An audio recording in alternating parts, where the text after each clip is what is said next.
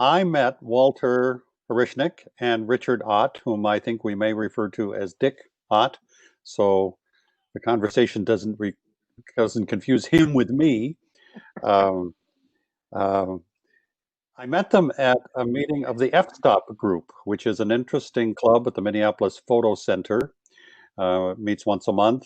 They showcase prints by members and have a very interesting discussion about them. And these two guys showed a sample of this show at one of those meetings, and I confess I was pretty much blown away.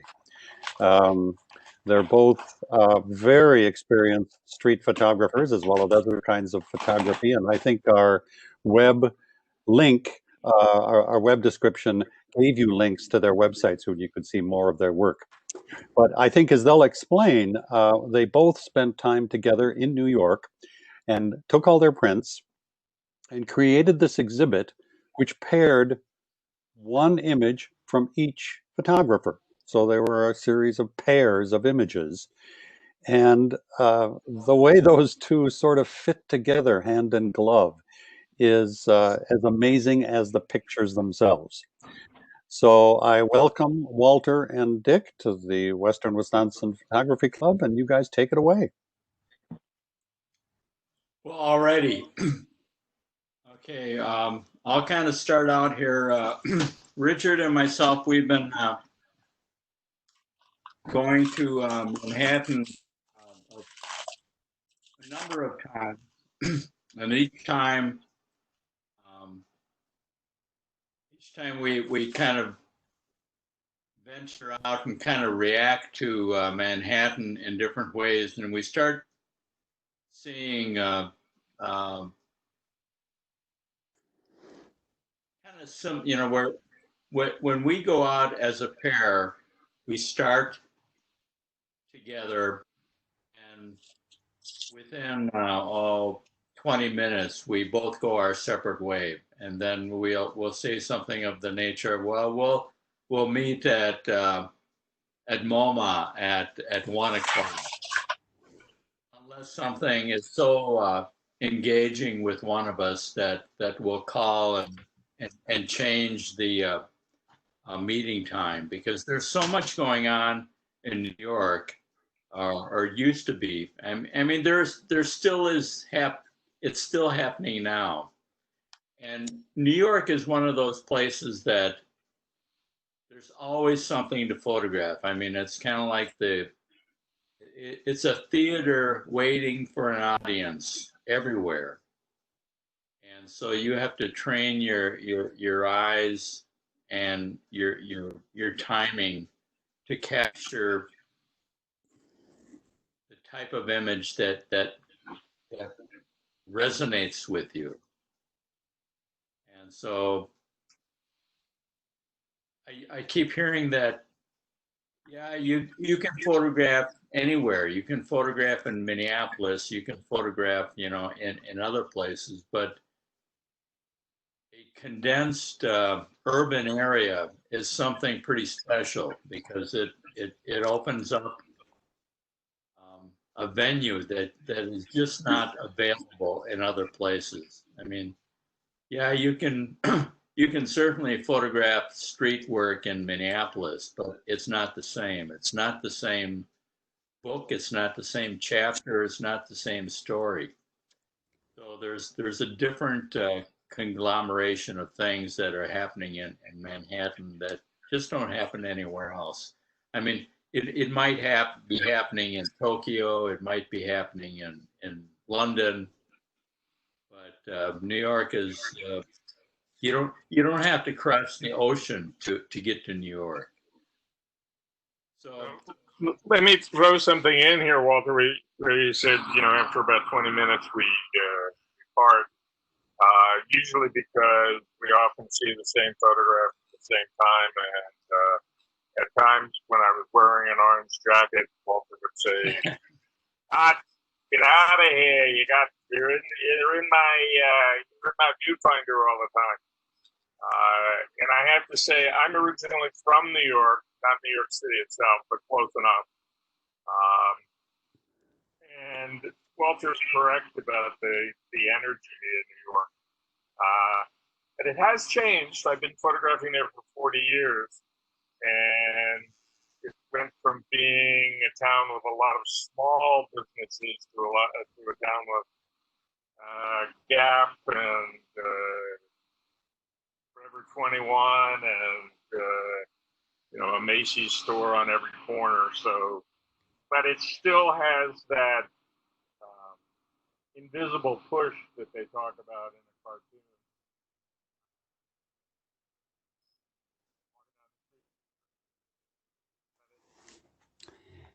We've lost your sound, Richard.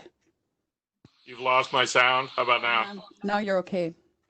Okay. Back now. All right. So I won't repeat what I said, but we just go our own way because we start seeing the same things and rush towards it. So we don't want to do that.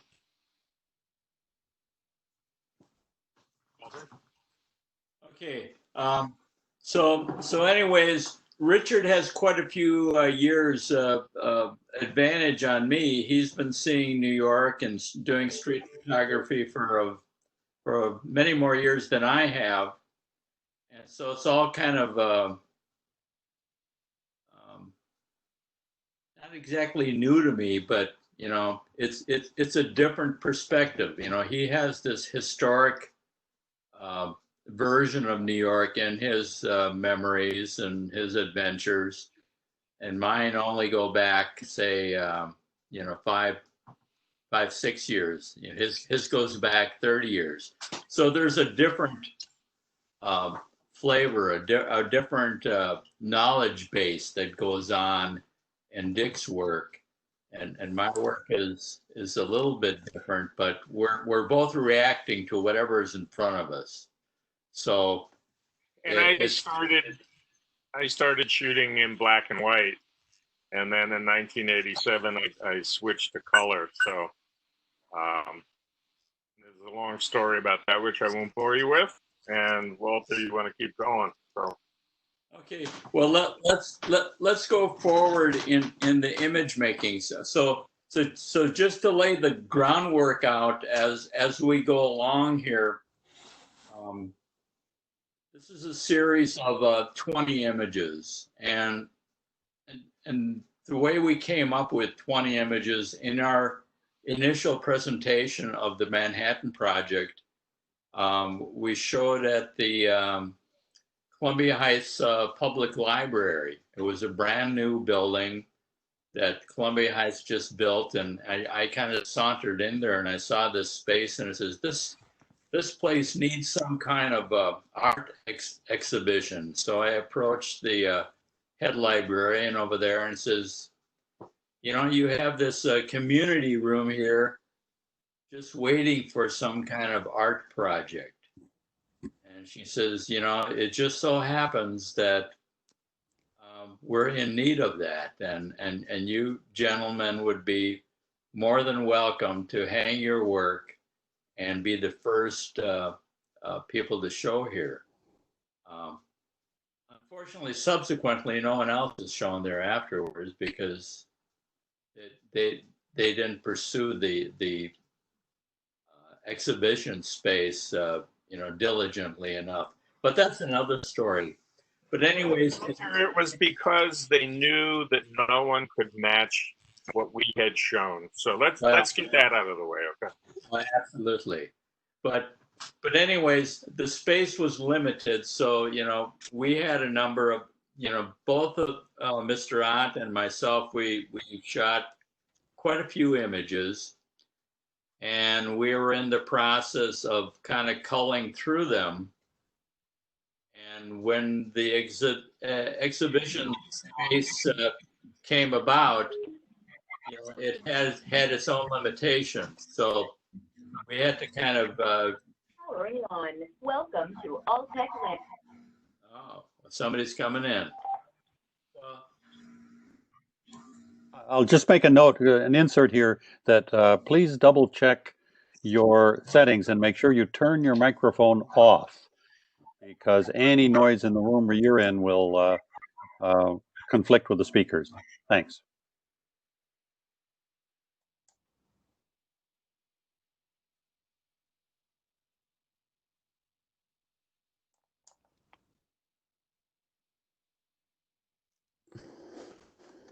Where did our speakers go?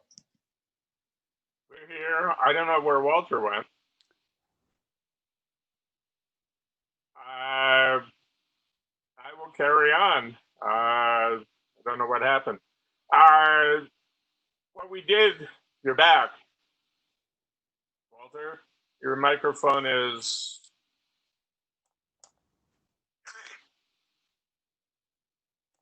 Walter, your microphone is off. Hello?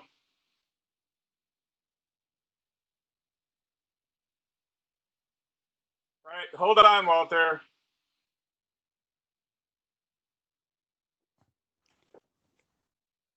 You, Walter. Yeah, I'm working on it here. Okay, there you go. You're back. Am I back? Yes, It's back. kind of funny. It's kind of funny because I didn't do anything. I just moved my cursor around. Am I back now? Yes, you are. Okay. At any rate, I can hear you. I don't know about everybody else, but okay. How about the images? Are the images being shown? yeah. Why don't we just start with the images and not read the verbiage that we're flying Okay. behind? All right. So we'll just kind of proceed from here. So, at any rate, I'm kind of making the explanations longer than they need to be. We're showing 20 images. 18 of them are paired, and there were 2 just because of the space requirements that weren't paired. But so this first image wasn't paired with anything. So it's kind of the first image, and this image is called Levitating Baby. And we can, as people are watching, if they have any questions, are we ready to respond to any kind of questions about images, or how are we going to be doing this? Does anyone even want to have questions, or are we just going to show?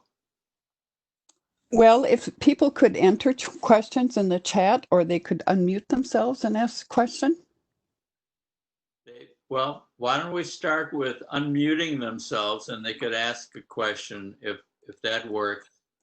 If that's too much, then we'll go to the chat. Note the chat is that little chat button blue on my screen on the bottom of your screen, everybody. Mm-hmm. Carl, Did you go through, Walter, quickly how you got this one? Or is there a story, or are you sitting there waiting for this guy? Waiting for the baby to levitate? No, well, actually, the baby was the surprise. It was the surprise guest, and so this gentleman was sitting. I don't know whether he was an actor or whether he was just on break, but he was dressed uniquely. So I was on the other side of the street, and I started motioning to him that I was going to take his photograph. And as I positioned myself to take his photograph, the baby came into the frame, and I knew that made that third element that always makes an image more interesting, with just one element. And that's where the baby kind of came in. So, I mean, the gentleman is interesting enough, but it's more interesting with the levitating baby in addition to it. Okay, from there we'll go to the next one, and this next one is the first of a pairing, and this one is. And this one I took outside Macy's in the background. One of the things that I do is I try and get as close as I can to people to make the photographs, to fill the frame. I had a workshop with Gary Winogrand. I don't know if you're familiar with his name, but he was one of the great photographers of the 20th century. And I did a workshop with him, and he said, you know, work it over, work it over. He was from New York. And so I am literally about a foot and a half away. And of course, these days, this type of photography may no longer be in the arsenal. So the sun was setting, and I took a number of shots. They didn't notice me, and I was interested in their faces and the positioning in the frame. And one of the things that I do that Walter doesn't do as much is I tend to take a lot of images. So I don't know how many I took of these people, maybe 10.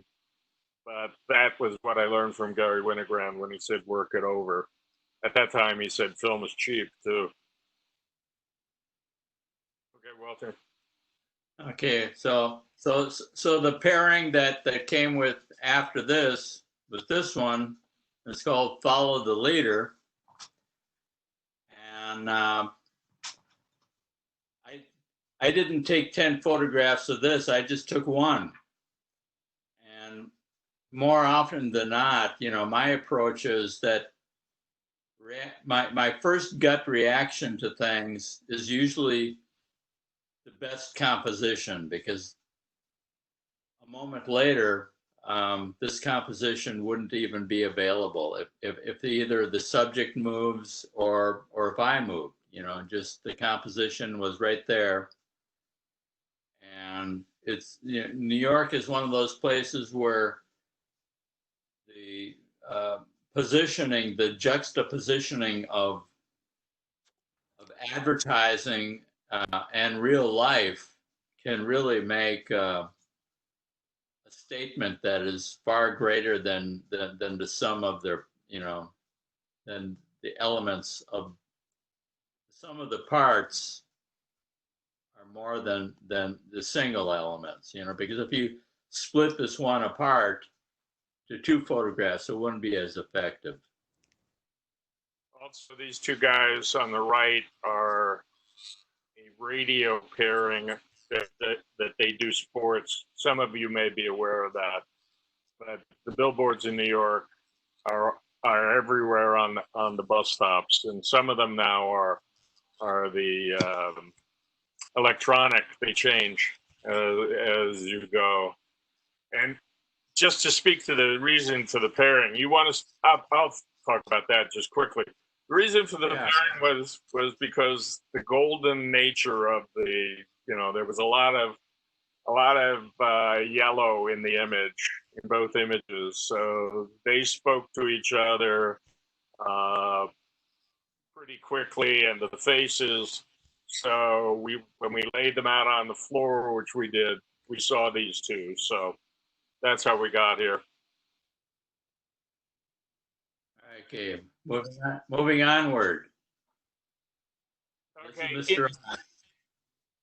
I'm sorry. In New York City, and there's a big fight over this, these hoardings, these construction green walls are everywhere.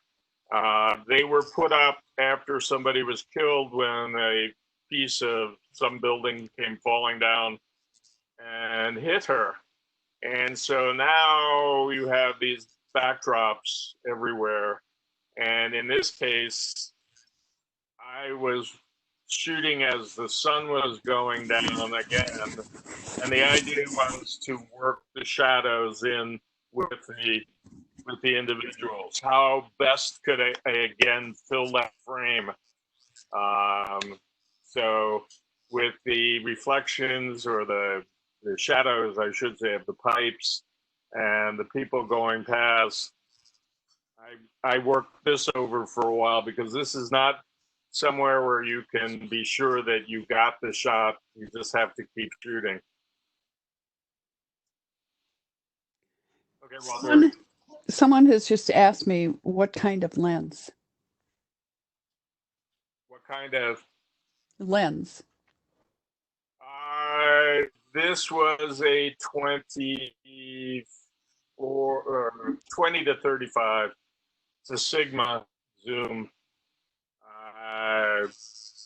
Most street photographers up until now have been shooting with 35 millimeter lenses, 50 millimeter. Walter, you use 24, 28. During this period, I was exclusively using the 28. And the reason for that is there's so much out there in New York, and like Walter said, that happy accident. For those of you who go and shoot on the streets, it is very difficult to see everything that's there. In fact, it's impossible. So really what you're going out and doing is you're looking for patterns. If you play chess, you know that you see things on the board and you have an idea of what will happen. Well, when you go out and photograph enough, you see light, you see shadows, you see people moving, and you think there's something coming. So you anticipate that, and you start shooting when you think that pattern has come together. I don't think this this photo would be nearly as intriguing as it is if the shadows weren't there. No, Absolutely. that's why, I have, like I said, I probably shot, and Walter laughs at me, but sometimes I get something after that first shot. But I probably shot 100 shots here, because the light kept changing, the sun kept moving, and so this was, the optimum moment where these people were moving through. Okay, onward. Okay, here's the pairing, and the obvious. Instead of a shadow, the line is obscuring. This is titled anonymous. So it's there's so many elements happening simultaneously on the streets. And so it's your job as a photographer to organize those elements. And I was at an intersection near Times Square here, and I saw this mirror, and I saw a person's reflection, and I just so gently moved my lens so that this wonderful horizontal banner or bungee cord or something on this mirror blanked out the participants' eyes. And once I positioned myself to obscure the eyes in the mirror, everything else fell into place, because then I saw the circular portion in the lower middle of the screen that kind of echoed the shape of the mirror, and the person's wonderful elbow and eye pattern just kind of looking across the frame, just bounces it out so wonderfully that. And then it paired so well with Mr. Ott's shadow play there. So that's, we got the horizontal line and we got a vertical line and we have other lines. Granted, they're not shadows, but they're lines and patterns. The other thing about this photograph, where it was made, is I read about street photographers in the 1970s and 80s. This was their primary hunting grounds, around Macy's and up to Times Square, down to Soho. This is where they came to shoot mainly. And it's still true today.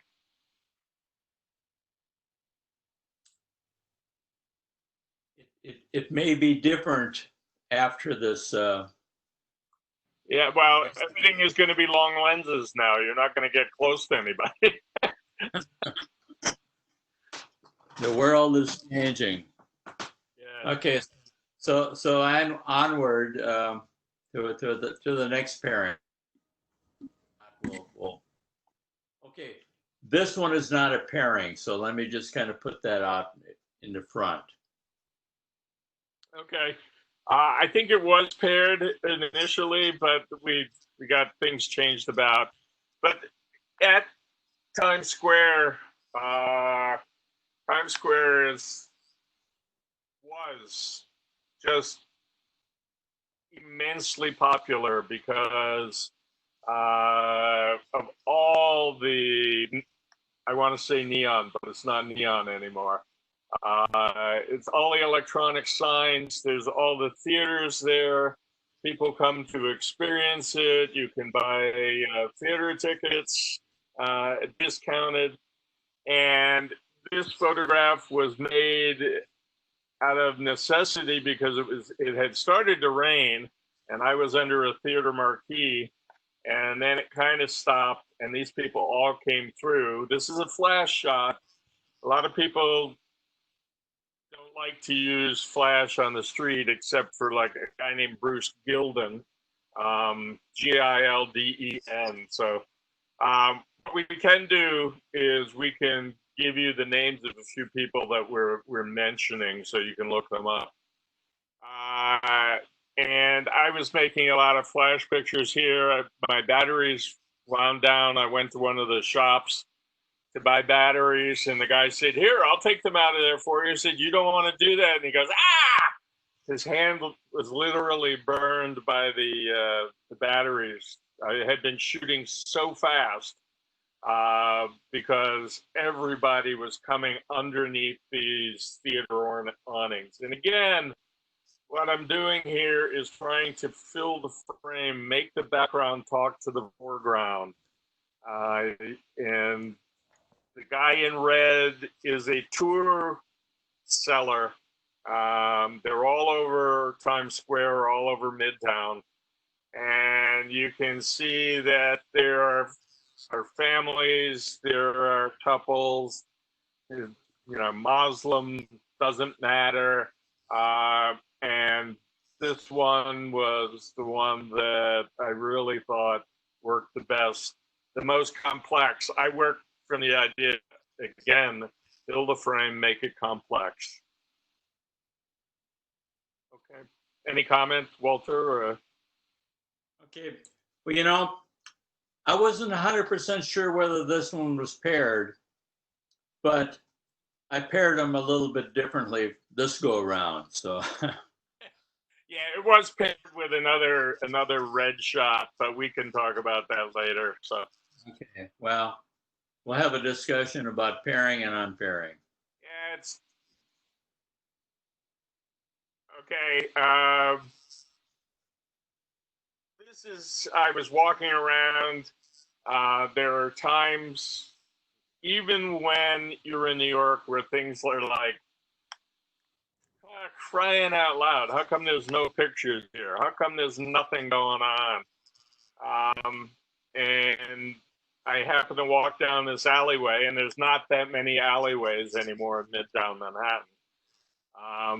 I walked down this alleyway, and these people were eating lunch.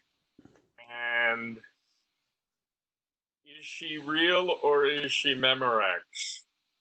To use an old advertising slogan that's no longer, there's no longer tapes anymore. But people look at this and think, oh, was she posing for a photographer?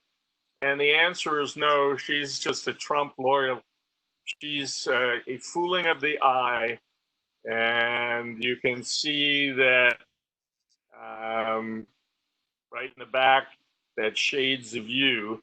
And then down in the lower right-hand corner, there's a guy who's eating lunch in the sunlight, and then another woman who's standpipes, or what they call Siamese outlets, that allow you to sit down. And so these people are eating their lunch, and they just happen to, complete the frame wonderfully for me. Any questions? Yeah, this photo just for clarification, some of the photos, there was a comment made during the show that it was sometimes hard to tell whose photographs are whose.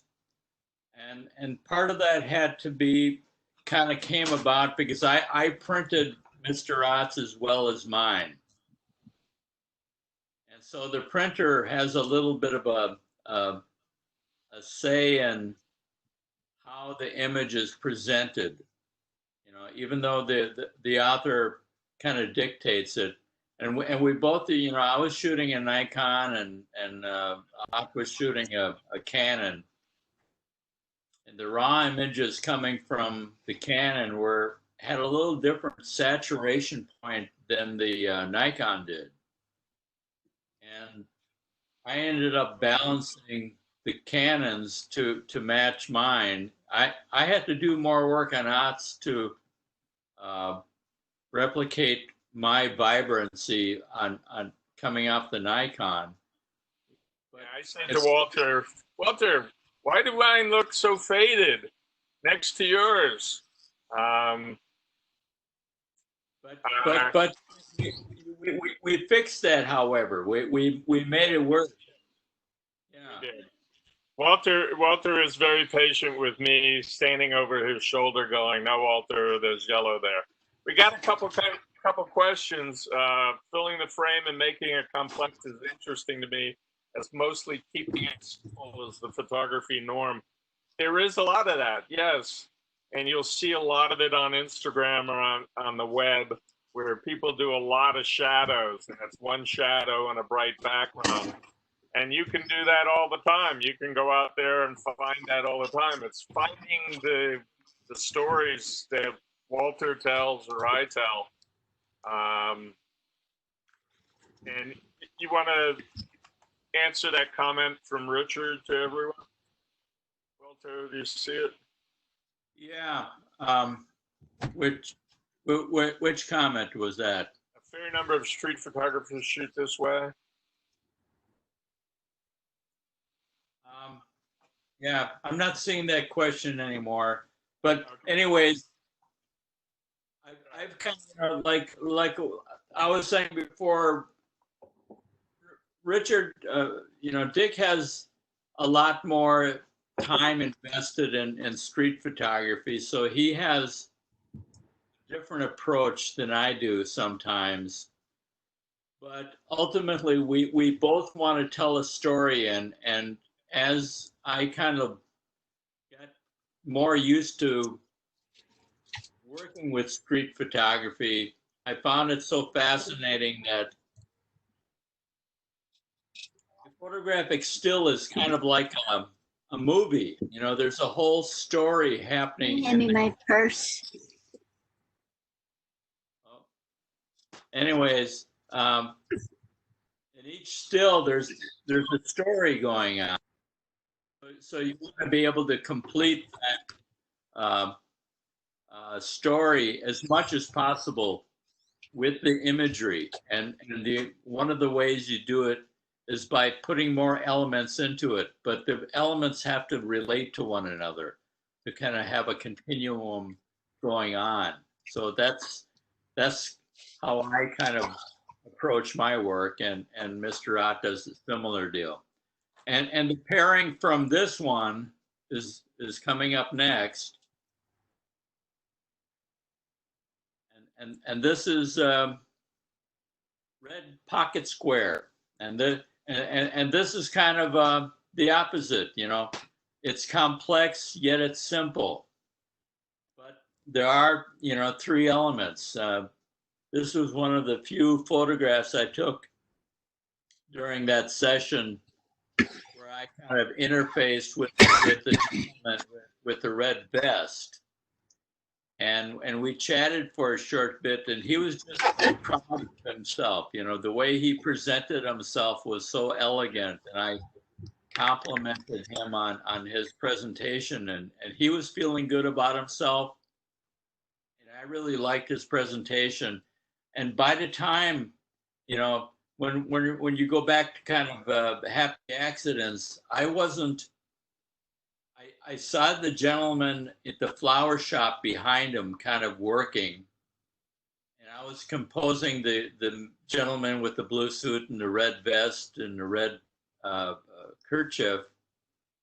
But the fellow in the window that was observing me was kind of that third observer, that third element that came in that just nailed the shot for me.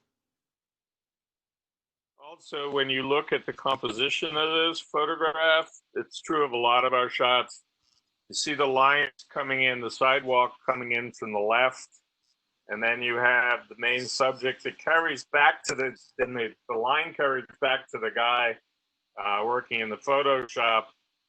But then you're also saying, oh, the cane goes here and ultimately brings you to this guy. So one of the things that I enjoy about Walter's photographs and what I try and do in mine is to get that movement in the lines so that your eye doesn't wander off the page. When we're talking about simplicity in photographs, some photographs are so simple that you look at them and you go, you know, like you start singing Peggy Lee, for those of you who remember Peggy Lee. Is that all there is? So let me just answer a question here that somebody has, since you can't seem to see him.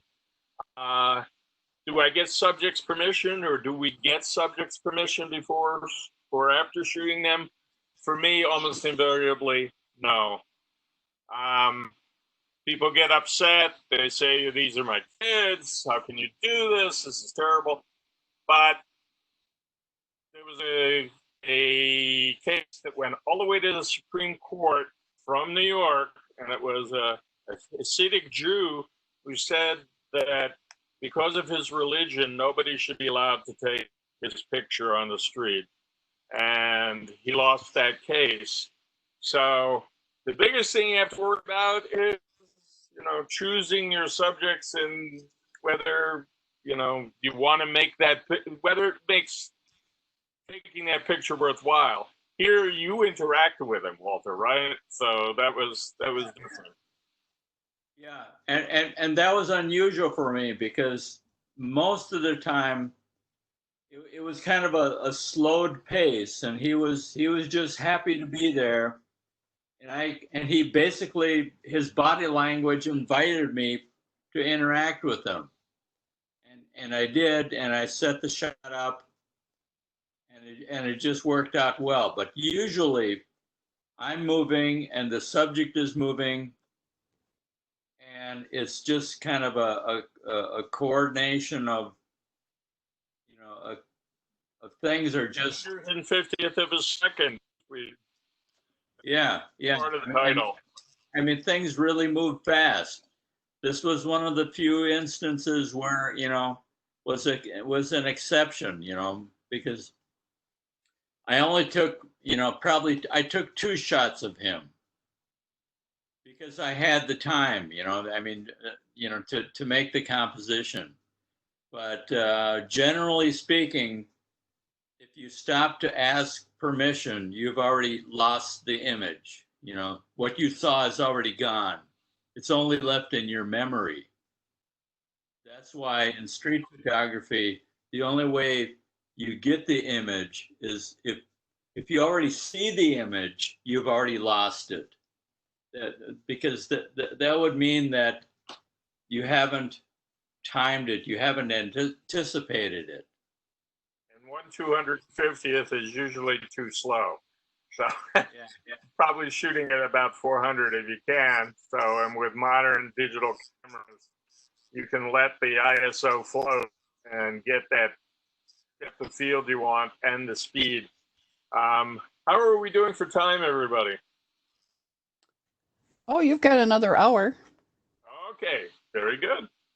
Okay, so as long as people aren't completely bored out of their minds, How we'll could just that be, Walter? We're such a dynamic duo. Absolutely. So here's the next pairing. Here's yours. All right, this was, if you look closely, It's a statue, and the statue is sitting on a bomb, and hence, of course, she was called a blonde bombshell.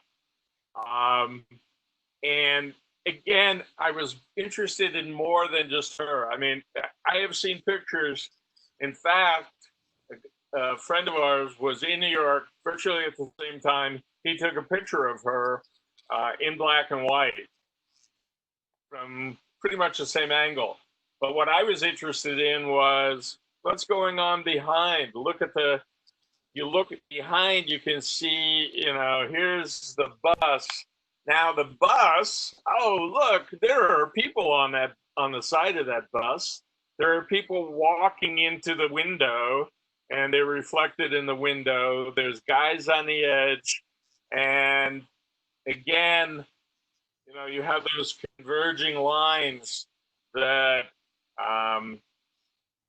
actually there's a filmmaker, Wes Anderson, who really does a lot with those converging lines into the horizon.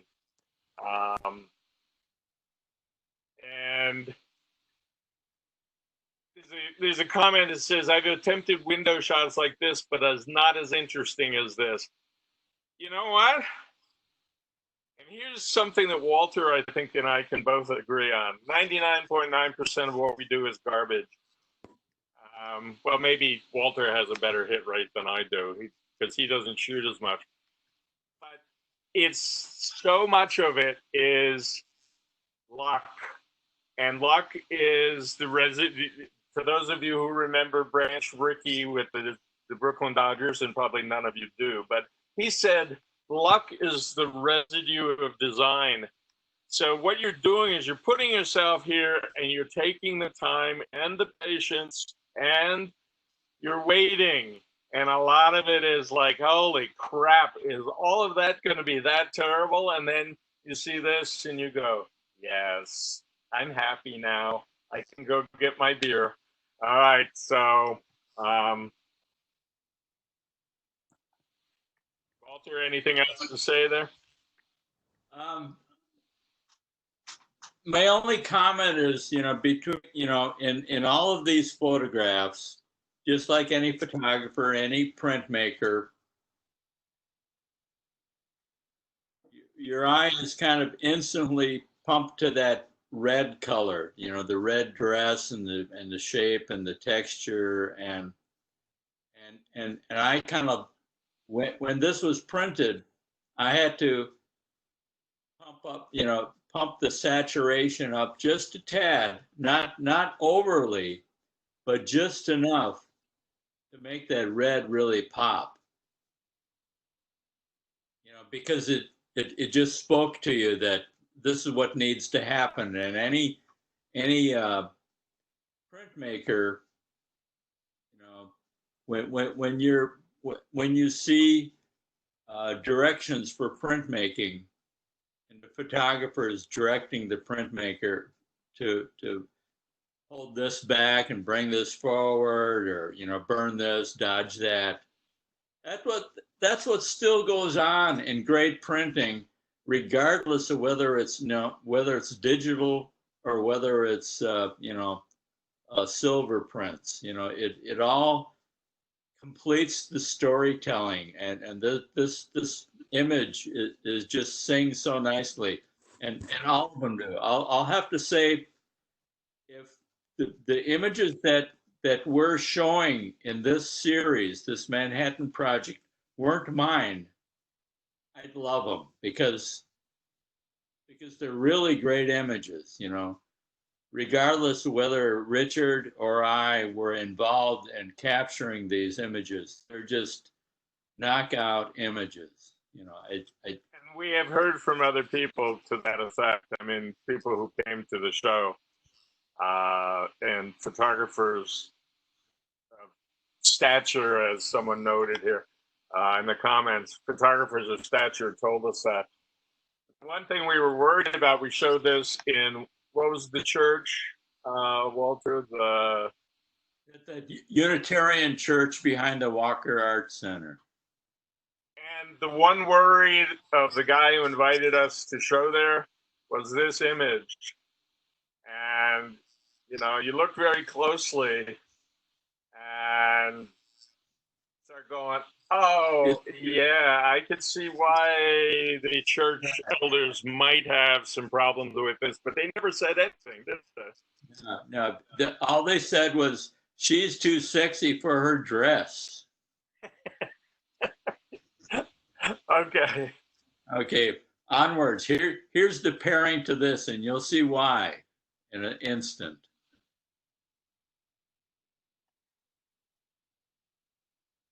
Okay, so the red has it,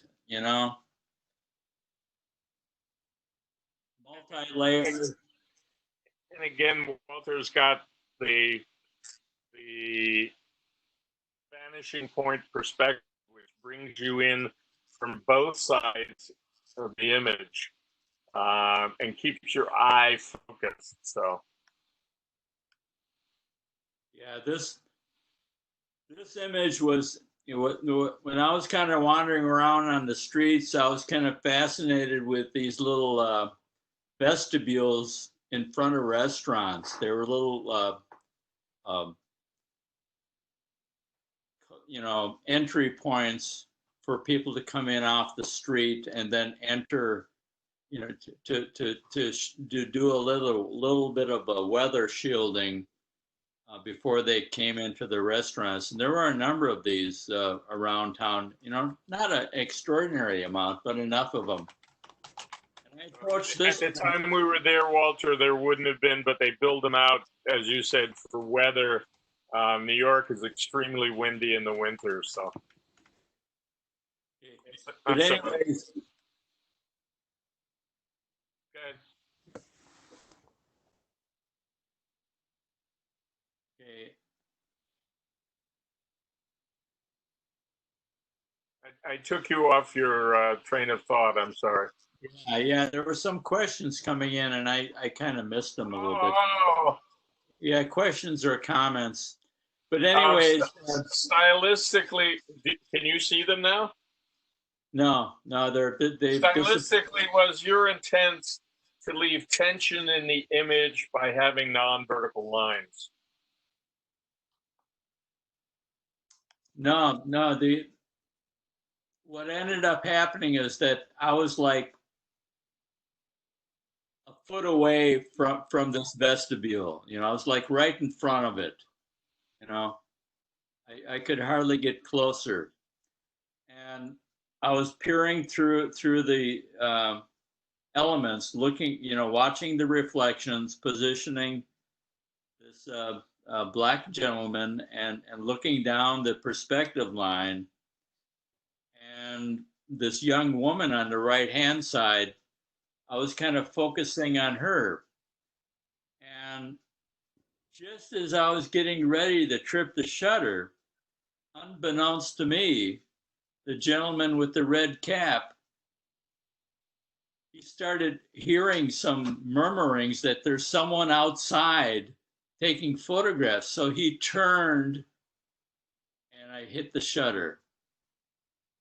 And again, what you're not expecting makes the image sing so much more than if you only saw what you saw instead of seeing what you got. Richard made a comment in a past salon. A judge commented, in street photography, the subject should not be looking at the camera. And a lot of street photographers don't like it when they're looking at the camera. Part of that is, and Walter will attest to this, you get a big grin on somebody and it shows they're aware of the camera, that, it's, and you're going, oh man, this, to me anyway, it often spoils the shot. Sometimes, as here, it makes the shot. And I'll answer the next question while we're looking at this one, and I won't answer it. I'll give it to Walter. Many of your images do not have a level horizon. Is this done on purpose? Oh, absolutely. Because level horizons and straight vertical lines kind of connotate a structured order. And when you're out on the street, there is no structured order. So you're floating in this sea of images, and everything is fluid. And it actually, things that are too vertical and too horizontal make you feel normal. Anytime things are askew, it creates a tension, in your mind, and it actually makes the image more, it gives movement where there would not be movement. Also, go ahead. So anyways, I welcome lines that are, as long as it doesn't make you feel like it's incorrect. If the angles of things add to the moment, add to the story, they're completely valid. If they create a tension that creates a complete uneasiness, then they're not valid because they don't add it. Then they start subtracting. As long as your lines add to the story, I'm all for them. Gary Winogrand once said, when you tilt the camera, you add some dynamics. If there's one thing you got to be sure of, there's at least one vertical line. So in other words, when you tilt the camera, you have the gentleman on the left who is that vertical line. So you have other lines that are also vertical. And one of the side effects of using a wide angle lens is you tend to introduce some of this off vertical look, especially when you're tilting the camera down. Take a look at, those of you who have wide angle lenses. All right, Walter. All right, onward.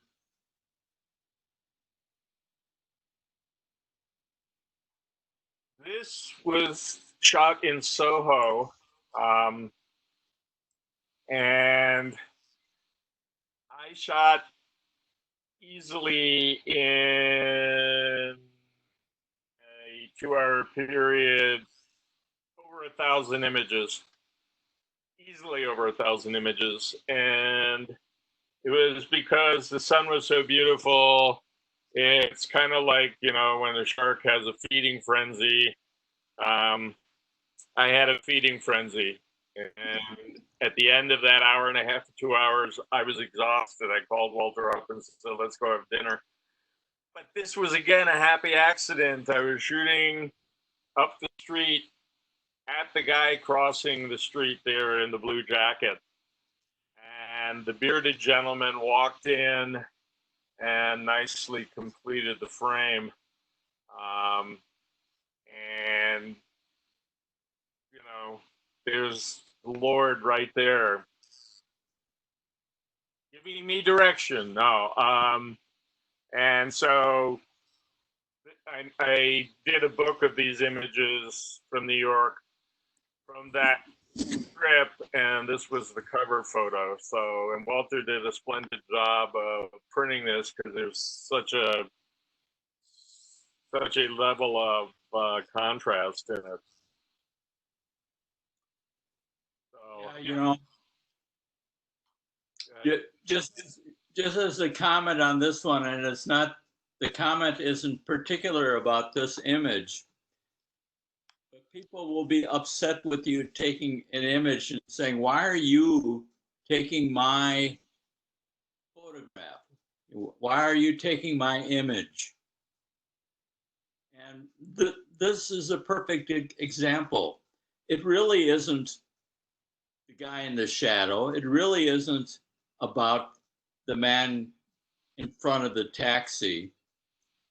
They're just elements that are intersecting, and they all play with one another.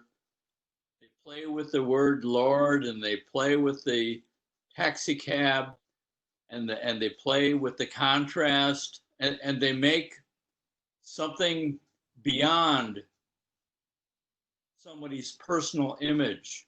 You know, people would say, well, you can't take my photo because it's me. Well, you know, it really isn't. It really isn't you. It's just your reflection that happens to be living in the universe. And that is kind of my way of looking at people that get upset because you're taking their photograph. You know, it's really not about them. It's about the truth of that instance. You know, it's not about them. It's beyond them. It's beyond you. It's beyond the photographer. It's this final image. Okay, and the pairing, this one goes. Hold on 1 second. I just want to make a comment here. The question said your shutter speed must have been much higher than 1/250 or 400. Probably about 800th of a second. And you can see that this guy is still a little out of focus. I probably shouldn't mention that. But yeah, I mean, it was very much that there was a sidewalk cordoned off. People had to go a certain way. And the sun was lovely. This is down in Soho, down around 23rd Street. And one thing that Walter's talking about, you know, people say you can't take my picture. What are you going to do with it? I took a picture of 4 young girls around Macy's, and these 4 young guys, I mean, they had to be like 13 or so, came up and said, why are you taking those pictures? I said, because I can. And they said, well, they're complaining about it. I said, well, that's too bad. And then they said, well, you know, they're complaining about it. I said, listen to this. I said, so far I've taken about 10,000 pictures in New York. That's one picture that I've taken. And out of those 10,000, how many do you think I'm going to use? Do you think I'm going to use that picture I took? Then the kid said, well, if you give me $1, I'll go away. And I said, extortion is illegal in New York. And so I had something funny to say. But anyway, what was my focal length? The last question on this one. Probably 20 millimeters. I was shooting with a 17-40 lens, which the f4 Canon lens, which is knife sharp. I mean, it's a beautiful lens. For those of you who shoot with Canon, they're available used, and f4 is plenty of aperture. Onward, Walter. Okay, yeah, just as a note on, I've lost my train of thought. Let's just go to the pairing on this. You'll be blown away.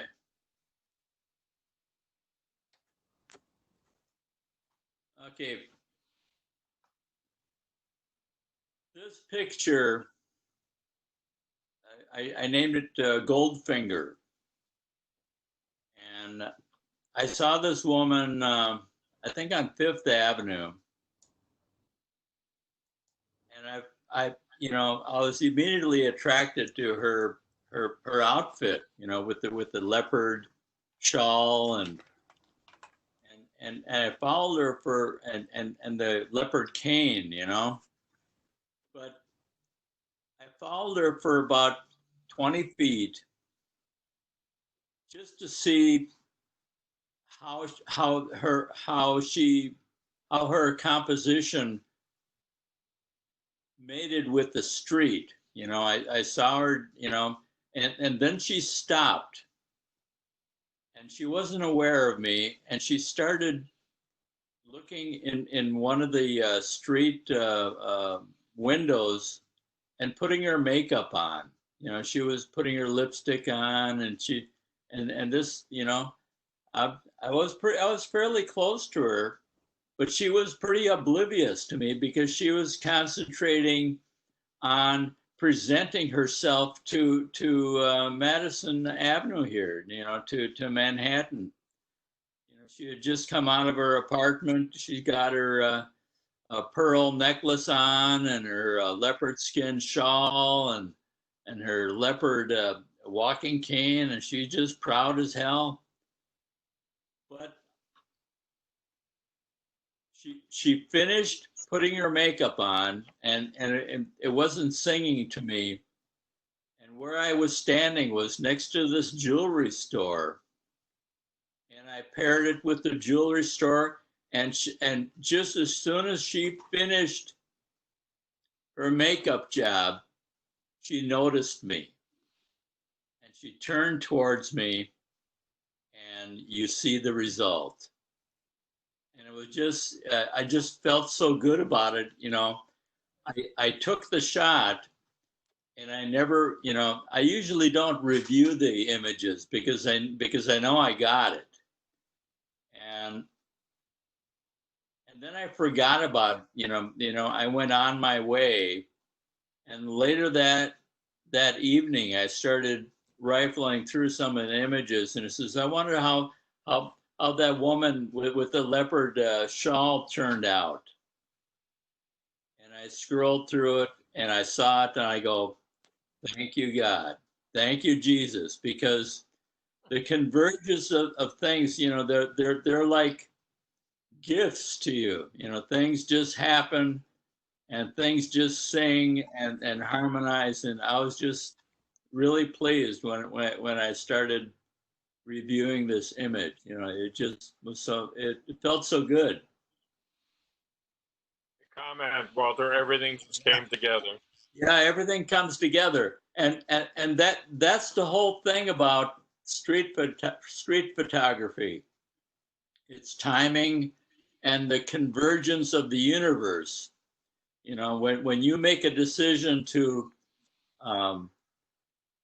follow a subject for just an instance, because you know that there's something there, you're anticipating a reaction, somewhere along the line. You're not quite sure, but you're anticipating. And this one, with her turning just at the right moment, and then with her reflection, she's two people, she's two universes happening. She's in this field of gold, she's on the street, and she just feels so good about herself. And for a while there, and I feel sorry that I didn't pursue it. I wanted to give her this image because I think her and her family would really enjoy it. I mean, if this was a relative of mine, and I saw it, I'd go, damn, you look good, Agatha, you look really good, On the other hand, she's from New York, or Walter, she might have beat the crap out of you with her cane. Yeah, she might have, but it just, things worked out so well, in this image, in this instance. Okay, so let's go to Dick's next one here.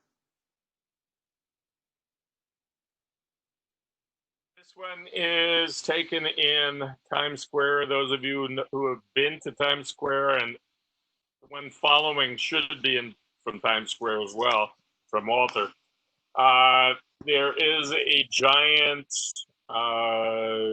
illuminated flag, U.S. flag. It's an Army recruiting station. And you can also see there's a swimmer, and those are the reflections from the illuminated billboards. I came up to this window. I was shooting.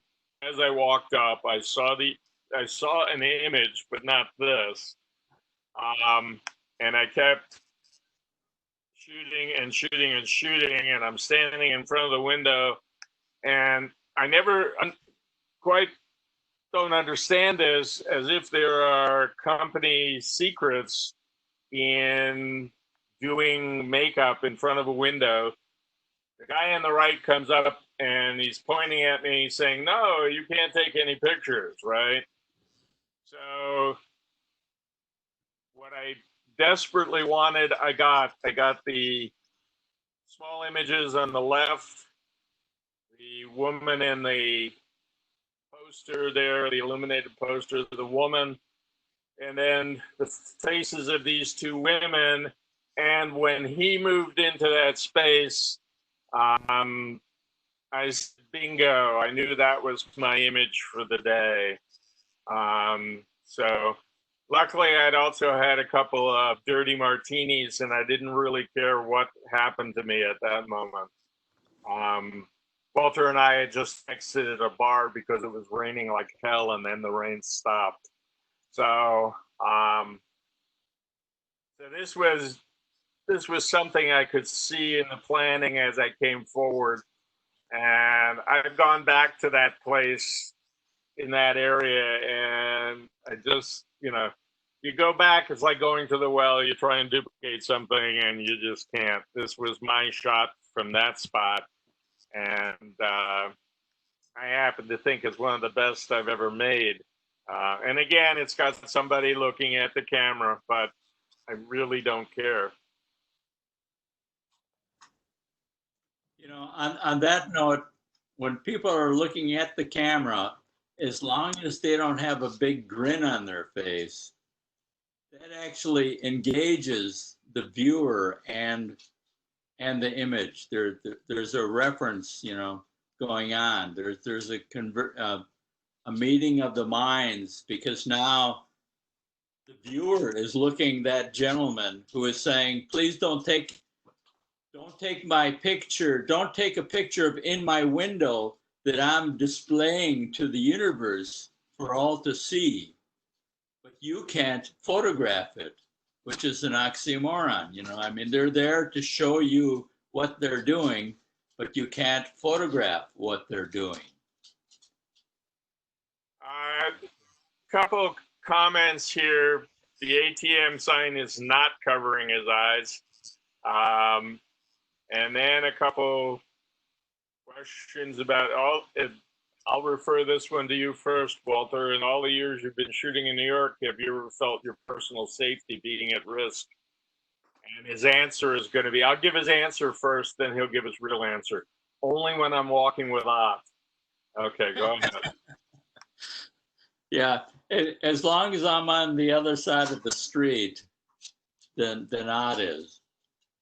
Yeah, no,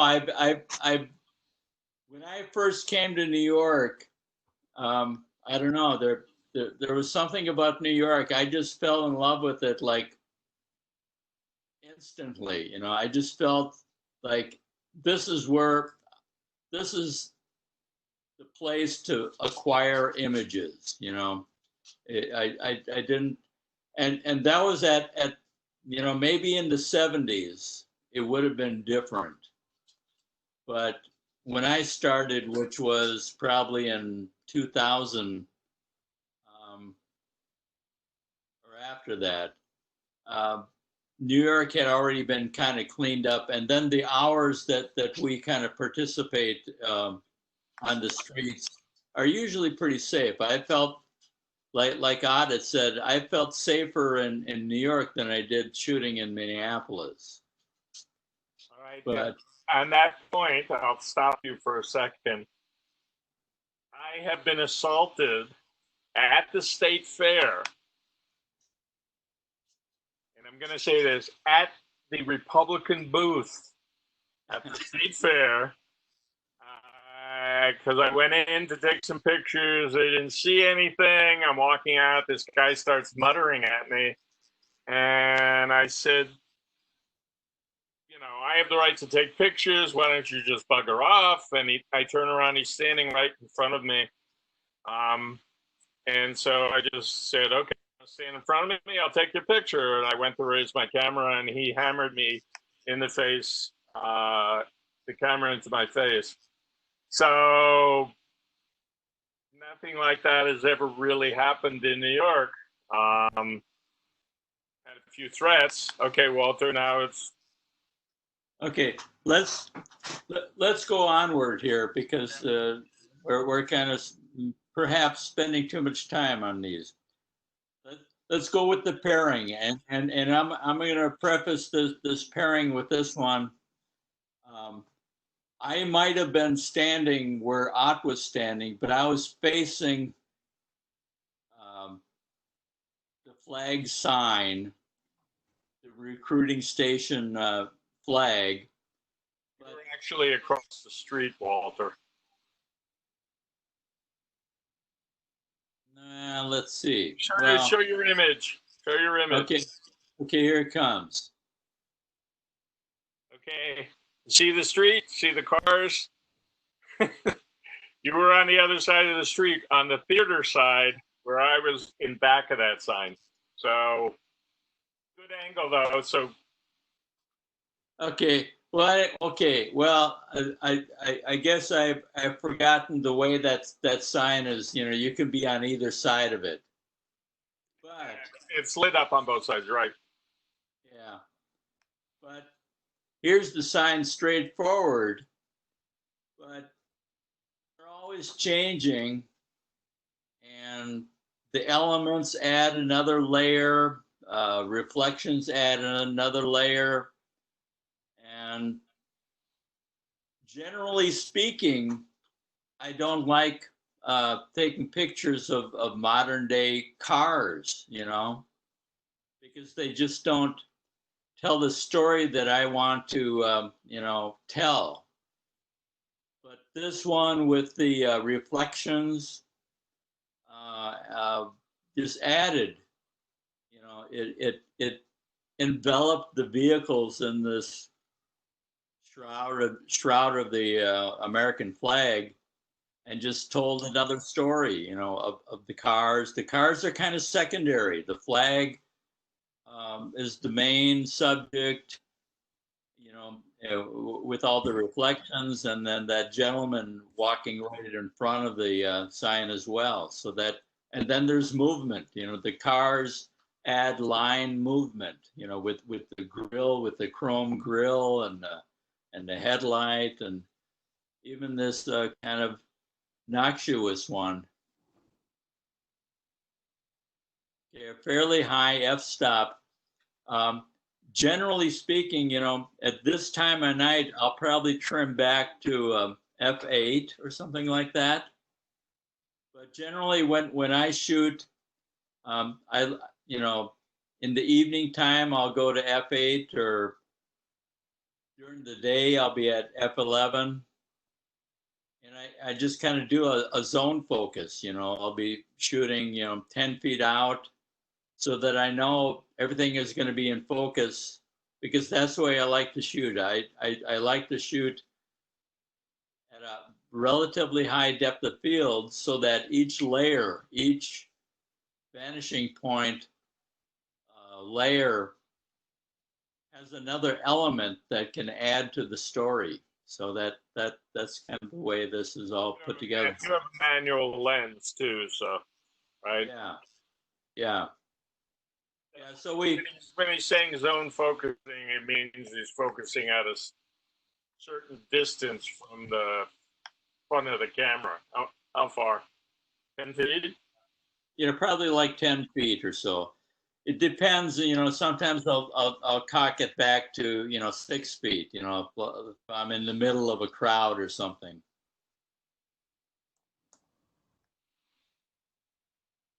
So onward, we'll go to this beauty.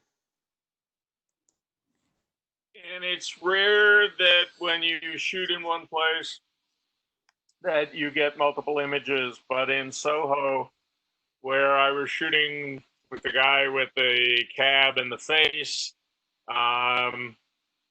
these two guys were shooting fashion, and the model was the object, and they were looking to isolate her. I was looking to place her in a whole milieu, and I got lucky. It was a windy day, so this woman was walking in front of her, and the hair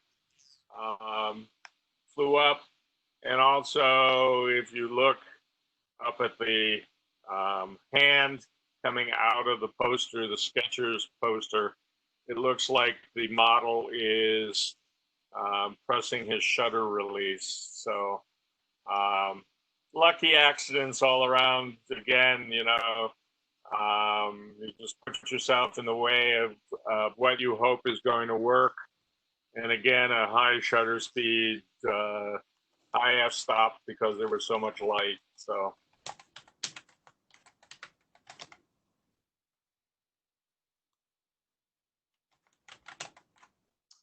And then the pairing of this one.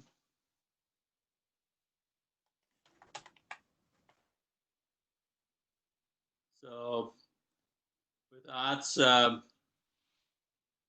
model shoot and my water on Mars, you know, they both kind of sang together. We've been asked if we can finish in 30 minutes, so we should speed it up. Walter got the. Yeah, we're almost done with this grouping. I don't mean to cut you off. I'm sorry.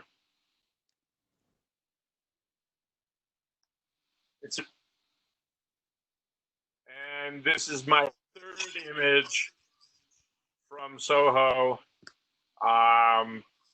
Again, it's a fool the eye image because these people are walking in front of a construction hoarding that has been, I don't know if the graffito was put there purposefully, but that arm gives the idea of floating in space, like it's really somebody standing there, and the couple happening to go by, and you know, I never thought about this, and it was unintentional and not racist, and I'm not going to go into it. So why don't we go on, Walter? Any questions about this? Okay.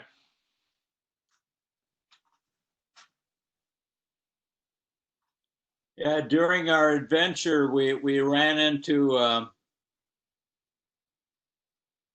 whole bunch of RVs that were driving down the street, and they were called mitzvah tanks. And this was part of the what Jewish group was this? I can't remember. Anybody Jewish out there who knows? But mitzvah tanks are all over the place. It's if you watch the series Fargo, there's a mitzvah tank in that series, but they're trying to recruit people to this sect. And I really wish I could remember the guy's name, but I can't. But it's unusual for Orthodox Jews to let you take their picture if you don't happen to be Jewish. So these people did, and Walter got this nice shot as they rolled. There were 50 of them, by the way. These are all 50 RVs, mid-size RVs. Chabad Lubavitch, the Lubavitchers. Yeah. Thank you. Yeah, but yeah, they're a pretty interesting group of individuals. Yeah, this is one of the few instances where they basically encouraged you to take their images. Yeah, a lot of young kids in these vehicles. Yeah. Okay, onward. And these are the last two here. So. Okay, very quickly. I've always been fascinated by subway entrances. In the old days, the subway entrances were painted a drab shade of green. If you ever visited in New York a while ago, you know what I'm talking about. Some still are, but some the communities paint, and then they add things. So I happened to be walking up 10th Avenue, probably about 78th Street, and this woman was on her cell phone, just standing there. And I took a number of pictures. This one worked. And normally you would say, well, I don't want something going down between her eyes. But somehow to me, this just all, you can interpret it many different ways. You're the prisoner of the cell phone. You're feeling horrible. And this wonderfully orange thing is in front of you. I don't know. But it made sense. And the arrows pointing downward also makes sense to me. So again, trying to fill the frame as much as possible.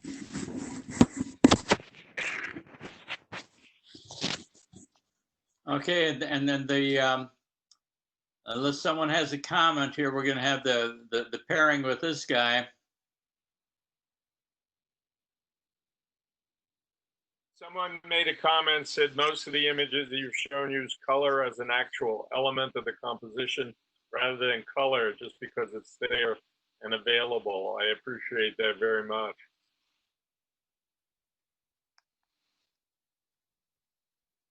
Someone else said this is wonderful. This is wonderful. Thank you. Thank you. Okay. So this is the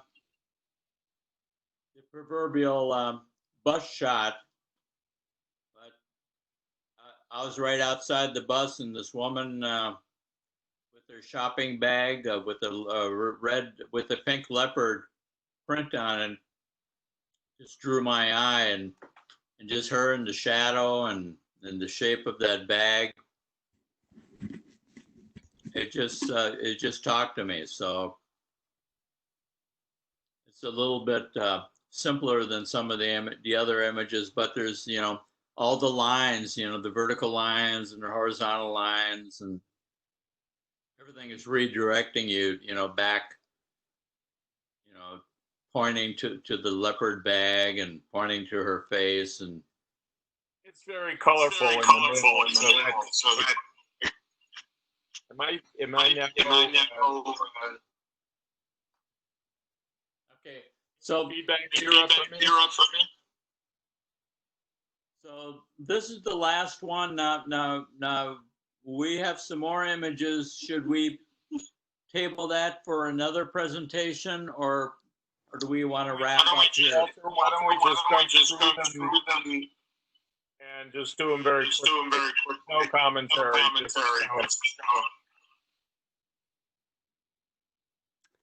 Well, are you willing to come back again?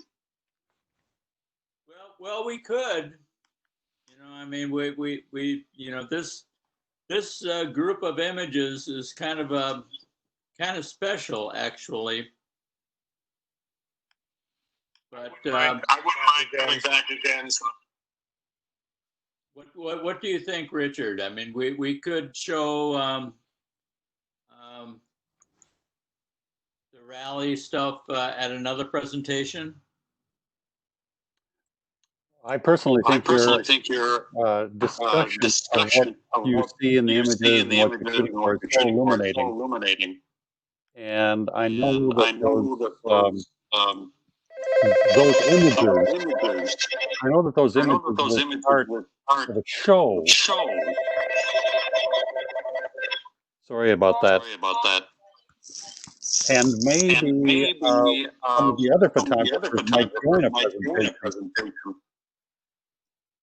who also shot that event. We can explore that. Okay, well, you guys tell me what to do. We'll do whatever you want.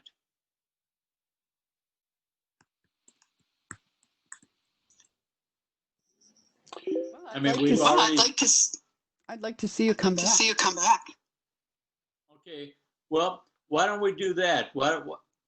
Maybe we'll pair the rally images with some other images, because we have more images to share. I think that would be really interesting. Thank you so much. Thank you so much for your attention. I'm getting